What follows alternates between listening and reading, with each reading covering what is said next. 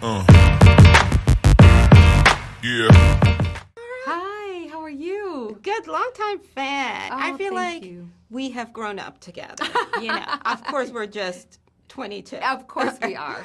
And I love that you took this on. This is a book that many of us read, and that you gave it the spin. Most importantly, that you gave us young Black love. Yes. And it wasn't toxic. Oh, thank the Lord, right? Isn't love dramatic enough? Do we have to make it? Yeah. No, but what made you say as a creative, hey, I want to tell a young love filled with depth and filled with, nuance and just letting these young people be perfectly imperfect for each other? First of all, thank you for that reflection. My whole mission in my storytelling is to paint portraits of us that look like us. And we are full of depth. We are full of nuance. We are full of vulnerability and fearlessness and love and anger and all of those things. We are full of it, and we deserve our full spectrum of humanity. So I always want to do that. In this particular case, at the time, a lot of my focus comes around who I'm musing off of. And as a mother, I was musing off of just trying to do the best I could by raising my son. And I also recognize that I think that this young generation was missing opportunity to feel more connected. Meanwhile, Judy Blume's body of work is coming available to be translated, and without me even thinking, my 12-year-old self or my young self just raised her hand. I want to translate that work. I didn't even think about it. It was visceral. I wanted that. Because that feeling that she gave us, that honesty, that truth, that authenticity, is aligned with who I am and what I want to write about, what I want to tell stories about. And what's interesting to me when I think about Judy Blume, when I think about my style of writing, I first became a writer as a reader, and I was in her books. So a lot of her voice has informed mine.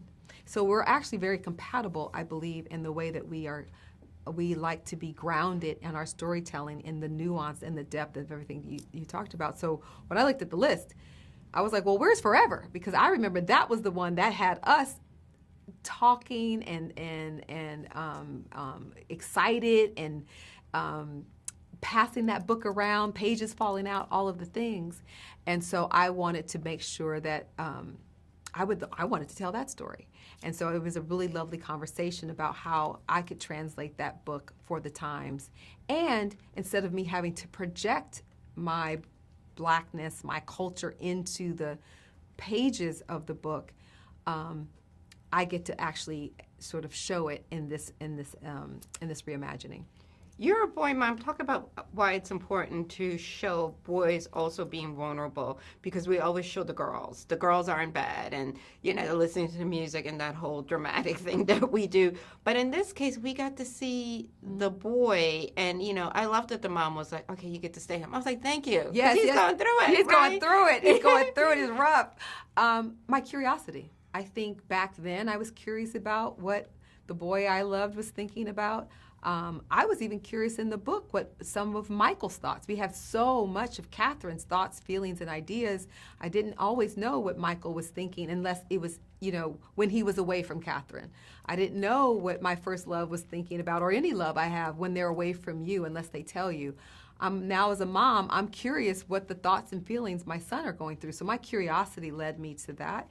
Also, of the times, I think we need to make room for young boys to see themselves differently, especially Black boys. The images that are often portrayed to them, they might be stoic in a lot of ways and hard and all of these things, but there are also so many other things because we see it. We get to see you be goofy and silly and awkward and scared and insecure while also being confident and swaggy and interesting and funny and all that, and I want to see more of that when it was away from the girl. And so that was where Judy and I talked about, wouldn't it be fun to sort of flip Catherine and give that to Justin.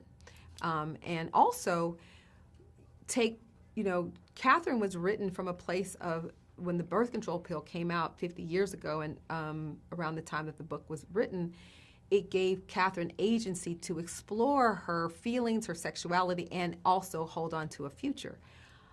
So, but it also posits that she's the most vulnerable of that time. And I posit that the young black boy is the most vulnerable in the rite of passage when you're thinking about romance and sexuality. That just by the nature of their physical presence, it is threatening to other people. When you are now in modern times trying to get your kids the best education and putting them in institutions that are predominantly white, who are they going to date that is safe in society's mind or in the parents' mind? The kids might be okay, but it's that society sometimes that makes choices about who our sons are. I wanted to make space for their humanity to be reflected back not only to themselves but to the larger society, to say, hey, they deserve their rite of passage, including parents like Dawn who are loving their children, but almost because of the times, leading their parenting style through catastrophic parenting styles. But that is a narrow gap for our children to live and grow and thrive in. And I hope that Forever, this version of Forever, can open it up and remind us not only of our first love, to make room for this generation's time to love and figure out who they are in relationship to each other. Absolutely outstanding, and shout out to your director of photography. It was beautifully Oh, shot. Cambio. We call him Cambio for sure, but Michael Cambio Fernandez. This is his first TV series. He's worked in independent film and is masterful at what he does. And I was so thankful that he would lend his eye to our story, and so thankful to have him. Absolutely. Thank you so much for your time. Thank and congratulations. you. It's a beautiful piece of work. Hey. Ah, this was so good. I was like, come on, young love. Yes. It took me back last week. But talk about, because we don't get shows with young people, young black people falling in love and then not being a hot mess. This was like, growth. Because your first love is, it teaches you to love. It teaches you to find yourself.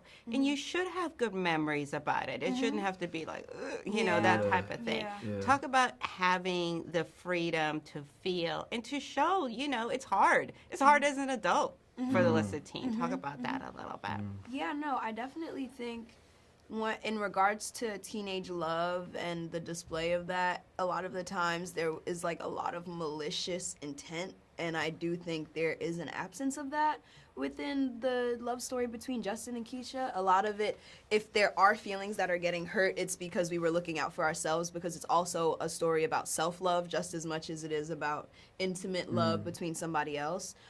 So yeah, I definitely do think I see a lot more like intentional movement in regards to love, instead of just like, hey, my feelings were hurt, so I'm gonna hurt you. It's more so like, out of all of the blocks and the ups and downs, it's because like, okay, my feelings, like I need to protect myself or I need to look out for me. And I do love that that's like a mature way that we've never seen teenagers respond to one another.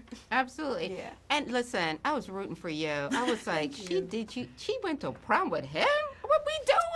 Oh. I was like, and the fact that we got to see him like really be hurt. Yeah. And I was like, good for Mom. I said, I know, let him stay home. Like, don't do that to my guy. Talk about that, because I was like, no. Don't you call her. Don't you take her off block. You know what I mean? Yeah, no. I mean, I'm such a different guy because I had the same reaction. When I saw him, I was like, Justin, what are you doing, man? And I'm such a different guy than Justin. But, yeah, it was this interesting thing of because he's such an emotional and such a vulnerable guy, which was so special to play. I mean, it's a testament to Mara's writing, because she's very specific in how she wanted to form Justin and how she wanted to showcase him. But yeah, my mom was having the same feelings watching me out there. All the women were like, no, girl, you don't blew it. I understand you going through stuff, but no, we're not on your side. Talk about that, too, because the guy usually is the guy that's messy. And it's a thing that she, too, had to, because, other things going on with her. But there was a good minute there, Miss Thing. We were like, we don't like you. You do not deserve I definitely hope that people have grace with Keisha, because at the end of the day, she is a teenager going through trauma for the first time, and I don't think there is a proper or right or wrong way to digest trauma, as well as like, you know, when you're digesting this trauma in a public setting, you know, being a modern times, it's like it's not just her that has to deal with it. It's like an entire school, an entire like page, like all of these pages that are probably like knowing about my trauma that I'm as Keisha going through. So it's nice to just like find that within her, and just to be like, okay, like you're doing things that I wouldn't agree with, but I have to like, you know, just like to have a little grace with you. And we're just learning. We're all learning. You know what I mean? We're all Yes. thrown on this planet, and we're Yeah. all just trying to figure it out. And we all do what we think is right. So it is nice Absolutely. to like play Keisha and to go through her mind and the inner workings of it, and what's right, what's wrong, and like just how everything that's right and wrong for her stems in her trying to protect somebody else. Well, as someone who read the book when I was very young, I think you did Judy's work really proud, and hopefully it will introduce a whole new generation to the book through your story. Yeah. Thank you so much for your time. Absolutely, thank you.